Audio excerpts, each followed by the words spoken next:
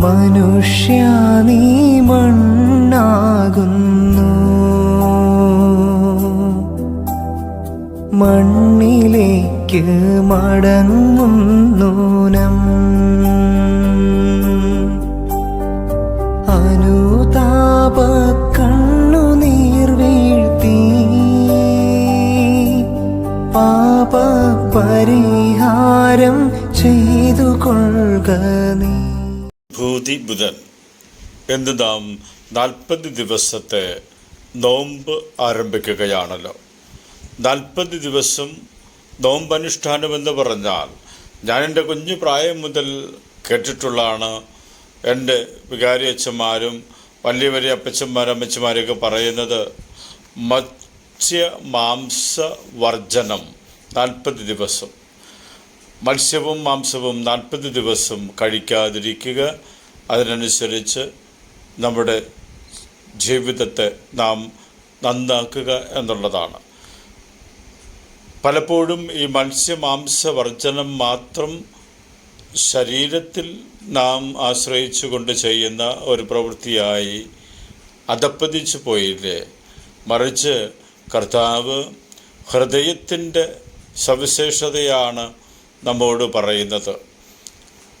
40 ദിവസവും മത്സ്യവും മാംസ്യവും കഴിക്കാതിരുന്നിട്ട് സഹോദരങ്ങളുമായി സ്നേഹത്തിൽ ജീവിച്ചില്ലെങ്കിൽ ജീവിത പങ്കാളികളുടെ അടുത്ത്, സഹോദരങ്ങളുടെ അടുത്ത്, മക്കളുടെ അടുത്ത്, മാതാപിതാക്കളുടെ അടുത്ത്, അയൽപ്പക്കക്കാർക്ക്, അവരുടെ അടുത്ത് ഇതൊക്കെ തദൈവ തന്നെ പോകുന്നു.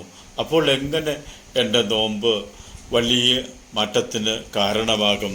ഈ നോമ്പ് യോഹന്നാൻ്റെ സുവിശേഷം 13-ാം അധ്യായം 34-35 വചനത്തിലൂടെ കർത്താവ് നമ്മോട് അരുളി ചെയ്യുന്ന വലിയ രഹസ്യം ഓർമ്മ വരികയാണ്. ഈ നോമ്പ് അതിനു വേണ്ടിയുള്ളതാണെന്ന് എൻ്റെ കുഞ്ഞു മനസ്സ് പറയുകയാണ്. അവിടെ കർത്താവ് ഇപ്രകാരം പറയുന്നു: ഞാൻ പുതിയ ഒരു കൽപ്പന നിങ്ങൾക്ക് നൽകുന്നു, നിങ്ങൾ പരസ്പരം സ്നേഹിക്കുവിൻ. ഞാൻ നിങ്ങളെ സ്നേഹിച്ചതുപോലെ നിങ്ങൾ പരസ്പരം സ്നേഹിക്കുവിൻ. നിങ്ങൾക്ക് പരസ്പര സ്നേഹമുണ്ടെങ്കിൽ നിങ്ങൾ എൻ്റെ ശിഷ്യരാണെന്ന് അതുമൂലം എല്ലാവരും അറിയും. അതെ, സ്നേഹിക്കാൻ ഹൃദയം ഒരു നോമ്പനുഷ്ഠാനം നടത്തിക്കൊണ്ട് ഹൃദയത്തിൽ ഈ നോമ്പനുഷ്ഠാനം സ്നേഹത്തിൻ്റേതാക്കി മാറ്റാൻ നമുക്ക് ഈ 40 ദിവസവും പരിശ്രമിക്കാം. നോമ്പനുഷ്ഠാനം ഹൃദയത്തിൻ്റെ മാറ്റം അന്വർത്ഥമാക്കുന്ന കാലഘട്ടമല്ലേ?